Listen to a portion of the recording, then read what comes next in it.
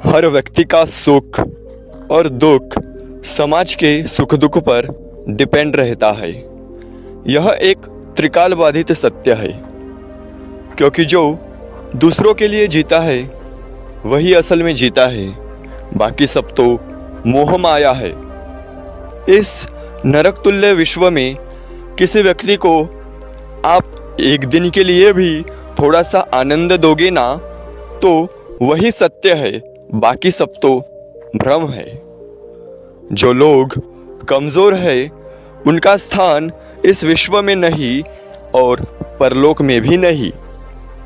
जो व्यक्ति दुर्बल और कमज़ोर होता है वह गुलाम बनता है।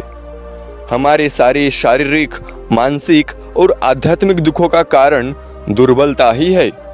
इसलिए कहते हैं कि जब तक हमारा मन कमज़ोर नहीं होगा तब तक कमज़ोरी हमें छू भी नहीं सकती, क्योंकि सामर्थ्य यही जीवन है और दुर्बलता यही मृत्यु है। यह एक महान सत्य है। बल यही सुख है, चिरंतन और शाश्वत जीवन है।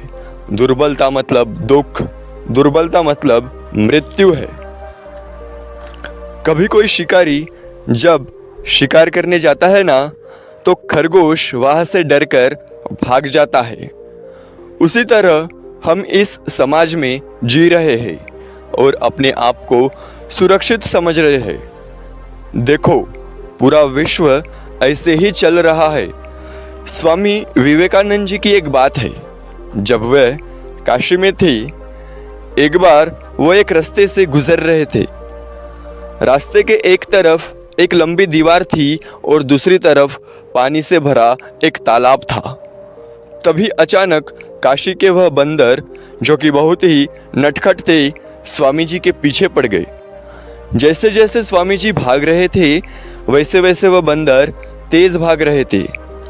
स्वामी जी पर चिल्ला रहे थे, पर तभी वहाँ से एक आदमी गुजरता है जिसको स्वामी जी पहचानते भी नहीं थे। वह स्वामी जी से कहने लगे कि बंदर की तरफ मुड़ो, भागो मत। स्वामी जी ने ठीक वैसे ही किया और देखा तो सारे बंदर वापस भागने लगे। यह जीवन भर याद रखने जैसा एक चैप्टर है।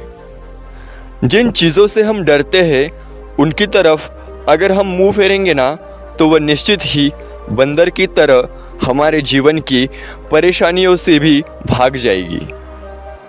क्योंकि जो लोग डर का सामना करते हैं उन लोगों के सामने प्रकृति भी पीछे हटने लगती है।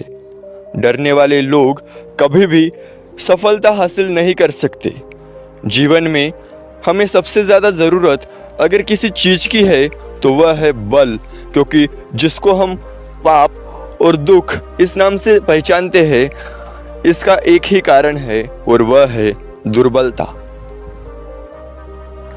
दुर्बलता से अज्ञान और अज्ञान के साथ आता है वह है दुख।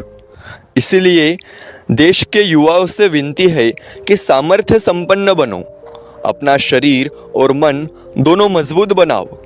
इस संसार में बहुत से पाप है, पर यह पाप क्यों है इस पर विचार करने की हमें आवश्यकता है।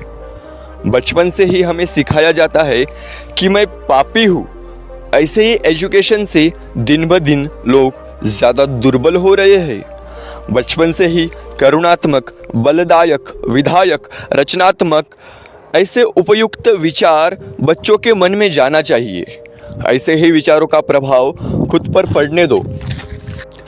जो विचार हमें दुर्बल बनाते हैं उनको अपने आप से दूर रखो। मृत्यु तो हमें एक दिन आनी ही है, पर हमें डरना नहीं है, हमें साहसी बनना है, हमें सत्य पहचानना है। जिस अंधविश्वास से, जिस समझौते से, जिस भ्रम से तुम्हारा मन ढका हुआ है उसको निकालो, सत्य पहचानो और अपने आचरणों में लाओ। हमारा लक्ष्य दूर होगा। उठो, जागो और उस लक्ष्य तक पहुँचो। बीच में रुको मत। कमज़ोर इंसान जब सब कुछ खो देते हैं, जब वे अपने आप को दुर्बल समझने लगते हैं और पैसा कमाने के लिए गलत रास्ते का चयन करते हैं। मूर्ख लोग ही ऐसा करते हैं। पर जो बलवान होता है वह खड़ा होता है और मैं ही मेरा भविष्य हूँ कहता है। बुद्ध का कहना है कि जिस भी चीज से शारीरिक, मानसिक और आध्यात्मिक कमजोरी आए उसे छूना भी पाप है। जब जब हमारे जीवन में अंधकार होगा तब तब हमें हमारा सत्य स्वरूप प्रकट करना है और विरोधी शक्ति का सर्वनाश करना है। सब कुछ अंधकार में दिख रहा है, वह एक दिन नष्ट हो जाएगा, बस तुम्हें डरना नहीं। कितनी बार हम असफल हुए इसका विचार मत करो। हम असफल हुए तो भी कुछ फर्क नहीं पड़ता, क्योंकि समय अनंत है। धैर्य से, शौर्य से आगे चलते रहो। अपने ध्येय को हर हाल में चिपके रहो, स्थिर शांत रहो। फिर देखना पूरी दुनिया हिला के छोड़ोगे। याद रखो, खुद का जीवन ही शक्ति का रहस्य है, बाकी कुछ नहीं। तुलसी आयो जगत में, जगत हंसे तुम रोए, ऐसी करनी कर चलो, आप हंसे जग रोए। जब हमारा जन्म हुआ सब लोग हंस रहे थे और हम रो रहे थे। अब हमें ऐसी करनी करना है कि हम हंसे और जग रोए। दुनिया चाहे, जो बोले, पर हमें हमारा कर्तव्य करते रहना चाहिए। जो होगा सो देखा जाएगा, इसको ही पुरुषार्थ कहते हैं। जो वीर होता है वही इस पृथ्वी का उपभोग लेता है, यह एक अटल सत्य है।